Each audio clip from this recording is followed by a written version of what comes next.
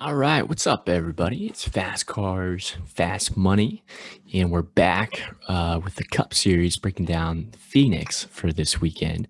It's just myself. If you have watched our Xfinity video, you'll know I'm going to be out of town this weekend. So, recording this Thursday morning, usually myself, Rich Coop, and sometimes Crazy Kev record on Thursday night, but getting the video out a little bit earlier than normal. Should be back to normal next weekend. But thank you for stopping by.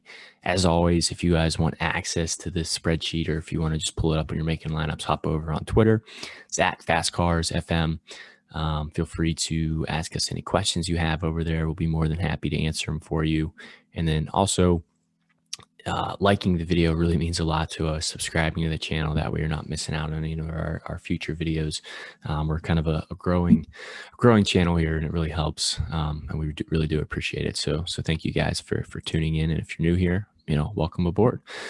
But looking at the Cup Series for this slate, I've this is kind of what we're looking at here. So you kind of, when you're building lineups, there's kind of two things you have to focus on. It's, all right, do I want to focus more on my lap leaders and fast laps, or do I want to focus more on place differential? I think if we've learned anything so far in, NASCAR DFS for this year, it's you got to get those guys in your lineups that are going to be leading laps, especially at some of these shorter tracks where there's more laps and there's more points available for dominating the race. So myself and the other guys here at Fast Cars, Fast Money, what we're really trying to do is let's get as many of those potential, lap leader type of guys into our lineups.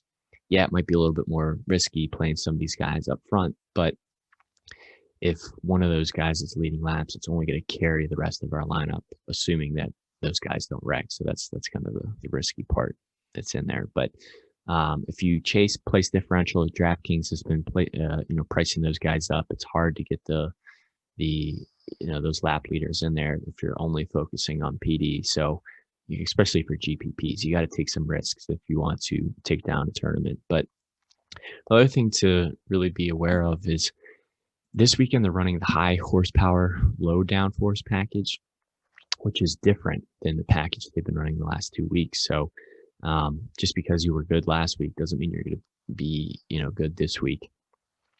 So I would use this race as kind of like a good indicator, like we've been using for the last 2 races for kind of the intermediate tracks of, okay, what teams kind of have this package figured out, and kind of use that to your advantage moving forward once we go to like, Richmond or New Hampshire, or Martinsville, or Bristol, like some of these other shorter, flatter tracks. Like this package races a lot different than the low downforce, or the low horsepower, high downforce package that we've seen at the 1.5s. If you're looking at the lap data from the fall race, there's kind of, just take it with a grain of salt, just because it was the championship race, and usually the guys that are in the championship, their cars, they've been working on those cars for a long time. The team puts a lot of energy, effort, money into them. And usually everyone else on the track isn't, they don't race those guys as hard, because the last thing you want to do is, clip a championship contender and ruin his day and have that image, carry you for the rest of your career. So, if you look at the fall race, anytime that like Chase Elliott, Brad Keselowski, Joey Logano, Denny Hamlin were coming through the field, I mean, people were just pulling up right up the track and letting them go right by. Probably won't be happening this week. So some other guys are definitely going to be in play as well. Like I said, you got to take some risks in GPP. So focus on these guys that are up front. They're starting up front for a reason, and they have the best chance to get out front and get you those dominating points. And then 2, with no practice and qualifying, like we're all just guessing. Like we're just taking our best guess of who these good plays are going to be. So I'm really, trying to condense my player pool and then just mixing and matching my lines with different ownership. So I'm really focusing this year on multiple lines instead of just, all in on one line, like I normally would be if we had practice and qualifying. You kind of know who's good and who isn't good. All right, so let's get to the drivers specifically, get into the picks, the probably the things you guys are actually here for. But Um, Kevin Harvick. Kevin Harvick has not been the Kevin Harvick that we are used to this year. He completely just missed the setup. His team did as a whole. Stewart Haas Racing as a whole was just terrible last week. But you got to remember that's a different package. However, he's the most expensive driver here. He does offer some place differential. If you look at his track history, a handful of years ago, Kevin Harvick was he was the favorite to win here every time. But over the last 2-3 years, we haven't seen the same Kevin Harvick show up to Phoenix. So our interest is still high. It's still Kevin Harvick. He still starts deep in the field. We can't imagine this team struggling again. He offers you some good place differential, some lap leading potential, but he is really expensive. And there's a couple other guys up here that are a little bit cheaper, obviously, that I think even have a better opportunity to lead laps. So he's a good play. I'm definitely going to have some Kevin Harvick, but he's probably not my favorite play. Chase Elliott, he's been fast all year. If you remember, he won the championship here last year, and his car was like a rocket ship. I mean, I'd be surprised if it was even legal. But he should be really fast here. Again, he starts sixth. He should easily be a favorite. I think he's the favorite to win the race, but he should easily be able to get up front and get you some fast laps and some laps led. I have no problem with Chase Elliott. He struggled a little bit so far this season, but a lot of the stuff has just been unfortunate with getting damage or getting spun out or whatever it might be. We've seen Hendrick has been showing up pretty fast. The other cars that have been really showing up at these kind of high horsepower, low downforce tracks, at least last year, were the Penske cars. Joe Logano starts ninth, so he can obviously move forward. He can get you some laps led and have some interest there. But my favorite Penske guy is probably Keselowski starting on the pole. The only one who had any chance at all of kind of competing with Elliott last year was Keselowski. Keselowski just never really could get the solid pit stops he needed to maintain his track position, and ultimately just didn't have enough laps to catch Elliott. But if you look at the lap data from last year at all of these kind of shorter tracks, Keselowski was consistently a top three car. So Keselowski and Elliott are probably my two favorite plays out of these top tier guys. Kyle Busch is okay. He's expensive. Like we've seen, it takes him almost until stage 3 until he gets his car dialed in. And if I'm paying up for, a 10, 11K guy, I want him to be a threat throughout the entire race. And I haven't seen that out of Kyle Busch yet. So I'm still hesitant to play him. Looks like my notes for Truex aren't there, but Truex is okay. I just feel more confident about Elliott, Logano, Keselowski, and probably even Harvick before I'd be plugging Truex in. Getting down to the 9K range, Denny Hamlin starts third. Good possibility for him to maintain that track position, get out front at some point.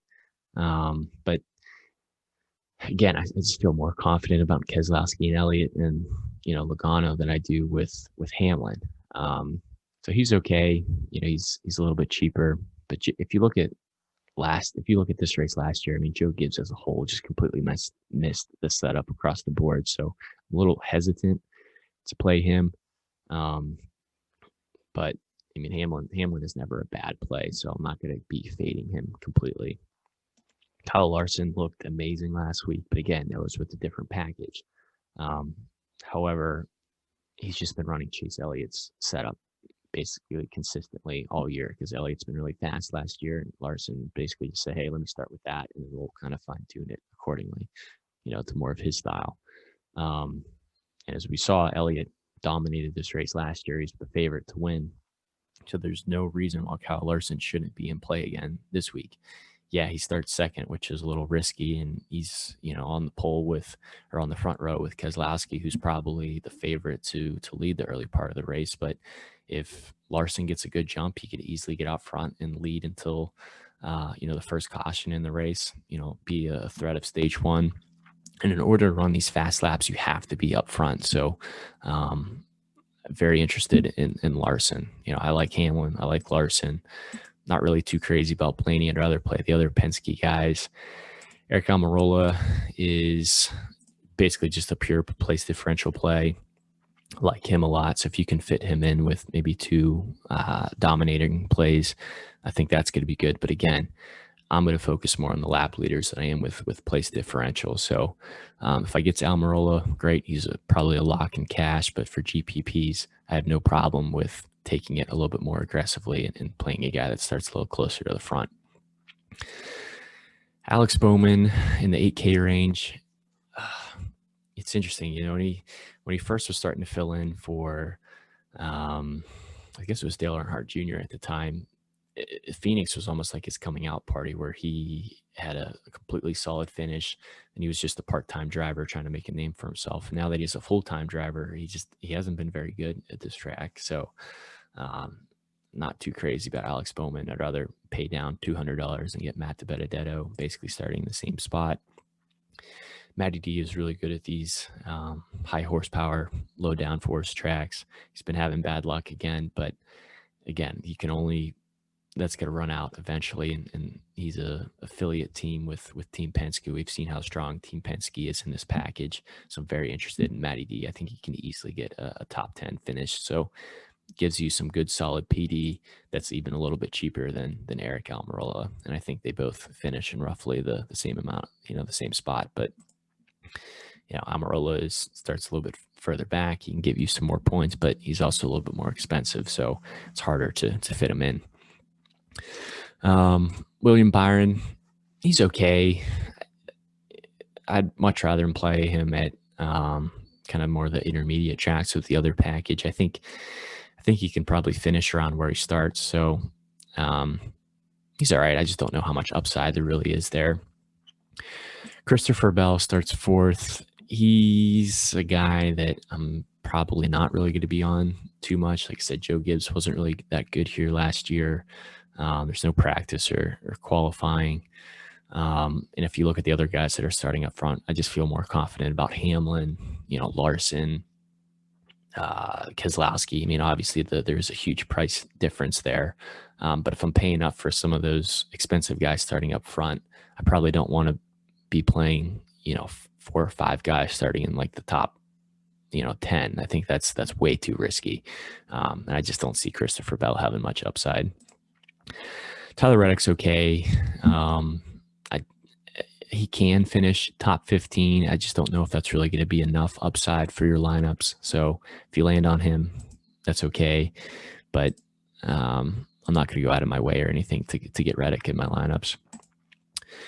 Kurt Busch is interesting. He's finally priced down in the 7K range. Usually we see him in the 8K or sometimes even the 9K range. He starts 12th. Usually he starts like 7th or 8th. He always finishes around there. So pretty interested in Kurt Busch this week. Is basically just a GPP play. I would not play him in cash. Chase Briscoe has just looked completely awful this year in these Stewart-Haas cars, so I'm not really interested there. Austin Dillon, I'd rather pay up a couple $100 and get Tyler Reddick with more of the place differential and the same equipment. Bubba Wallace historically has not run very well at Phoenix. But again, that was with Richard Petty Motorsports, not the best equipment. His equipment should be a lot better this year. But man, I mean, Bubba is just struggling. So he's cheap enough and his equipment is a lot better than the guys priced around him. I just don't know if he's going to perform. We've just seen him underperform, whether it's his fault, the equipment's fault, someone else's fault, whatever it is. It just hasn't worked out this year. So I'm hesitant to play him, but I'm definitely going to still include him in my player pool. I'm not going to rule him out. Basically, anyone that's medium or high is in my player pool. Maybe I'll consider some of the guys in the low range, but very rarely. And anyone that's not, I'm not even touching them for when it comes to building lineups. Eric Jones starts way too high. He was not good here in Joe Gibbs, so I don't understand why he would be good here in Richard Petty. Do not play him. Ross Chastain, way too risky. I think he tries to get more out of the car than there's possibly there. He raced this race for Newman last year when Newman wasn't available to race, and he wrecked out. So Chastain is just a guy I just don't feel comfortable plugging into my lineups. Custer is priced down in these kind of mid-6 range again. again, Stuart Haas as a whole has been struggling, but that was with a different package. This is completely a different package than the last 2 weeks. So he's underperformed. Maybe that lowers his ownership a little bit. His equipment is definitely better than the guys that are priced around him in this range. So he's probably my favorite play of the 6K range if you're landing on that range. But I wouldn't say Custer's like a slam dunk play or anything. I just think he has more upside than the guys around him. Newman and Busher, not really interested in the Roush cars this weekend. I just don't see him really moving forward too much. Michael McDowell's been having a good start to this season, but I think his team is going to focus more on the other package than with this package. The other package kind of contains the field, and there isn't as much of a gap in as much of a equipment difference as there is with this package. So I think his team is going to be focusing more on the other package than with this package. So not really too crazy about McDowell this week, even though we see him priced, down in this range. Corey LaJoy's just been having equipment issues all year long. Not really interested there. Daniel Suarez is priced below 6K. I think he's probably my favorite, punt play. His equipment we've seen it. It's pretty good.